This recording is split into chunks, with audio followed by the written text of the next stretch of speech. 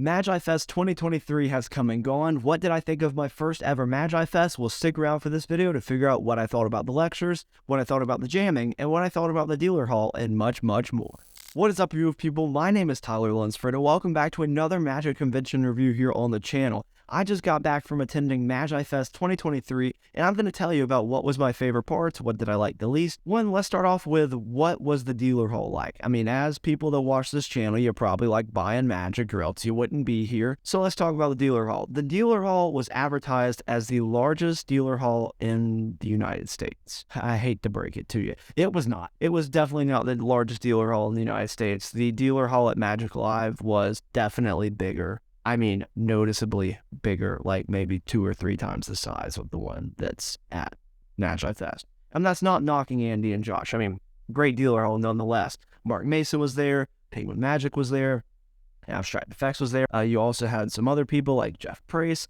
You had Discourse and Magic with Jonah Babbins. I mean, there was a whole group of people. I mean, there was a lot of dealers there, but it definitely was not the biggest magic dealer hall in the world or in the United States, which is what they advertised it as. Now, if you're going to advertise something as the largest dealer room in the US, you should probably, hold up to that claim. And I think that's what set my expectations a little too high for the dealer room. So it was really good. Oh, Brett Braun was there in Magic Room. I cannot forget his magnetic claw machine. That was so freaking cool. Such a great idea. I loved it. I had a blast playing it, and I know everyone else did too. Sure, Brett had a great time using it as well because it took a lot of people's money, and I guess that's the point. So great on you, Brett, for thinking of that idea.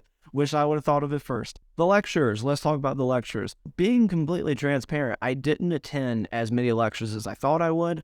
I actually ended up jamming and talking to a lot of people more while the lectures were actually happening, which I honestly didn't regret because there's a lot of people that I saw that, I don't get to see that often. So whenever I do get to hang out with them, I try to take advantage of that time. I did go to a few lectures. One that I saw was Morton Christensen. I was not going to miss that one. I also didn't miss Peter Turner's because, I mean, if you've seen Peter Turner's stuff online, you gotta be like, I want to see that in person. Yes, I'm sure you are, because I was, and I don't regret doing it either. He has a lot of simple methods that you think there's a lot more going on than there really is, but you're honestly baffled at how simple they are and that they actually work the way they do. So I highly recommend that you check out Pete Turner's lecture if you ever get the chance. Morton Christensen, don't even get me started. That man is unbelievable. He is great. He is so creative. And the Magic podcast with Lloyd Barnes and Craig Petty, I actually was kind of like, hyped up Morton Christensen's act since the session. So whenever I was listening to it, I was like, oh, so it's going to be really good. And I think I have these really high expectations for it too, similar to the dealer hall. And I get in there and Morton Christensen does his act in the Gala show, which I'll get to a little bit later as well. But let me just say, I was not disappointed.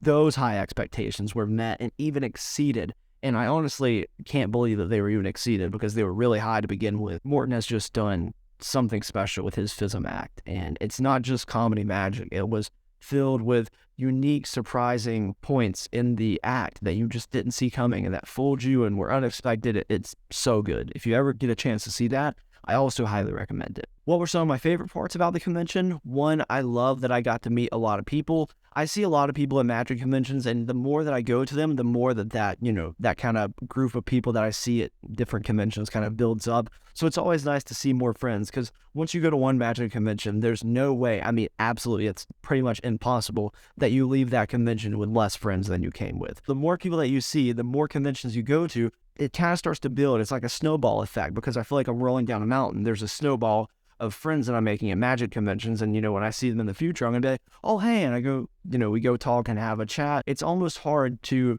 watch all the lectures and the Gala shows when you start going to all these conventions and making all these convention friends because you want to hang out with them, but you also can't hang out with them when the lectures are going on, or you can't go to the lectures if you want to hang out with them. So it's like a double-edged sword of having really cool lectures, but also having a lot of cool Magic convention friends that you meet the more you go to these things. So I think that's kind of what I ran into this year, was that the more I'm starting to go to these things, the more friends I'm making at the conventions, and the more people I see that recognize me or that I recognize. And it's tough to get to everything there. I will just say, if you go to a lot of Magic conventions, or if you want to start going to a lot of Magic conventions, be prepared that if you want to talk to people, you're going to have to sacrifice some lecture time, most likely, or some sleep. Unfortunately, /fortunately, I sacrificed both. In my predictions video, I said that I was going to buy everything off Mark Mason's table that I didn't already have. I pretty much did that. So you'll be seeing my video talking about my MagiFest 2023 haul, where I talk about all the stuff I bought in MagiFest coming up really soon. So I'm very excited for that video. My favorite part, aside from meeting all the new people that I met and seeing old friends, was the Gala show. The Gala show was just so good. I mean, they had 6 FISM award-winning magicians there. 6. That's a lot of magicians that have won FISM to be in one room at one time performing, right? It was really, really freaking good. So many amazing people. I loved every second of it, and everything was just so creative. For the magician that won the Magic Invention of the Year, gosh, I cannot remember his name, but I think he was from Spain, and he was so good. I mean, Morten Christensen's act, I've already talked about. I'm not going to overhype it. I just want you to see it for yourself.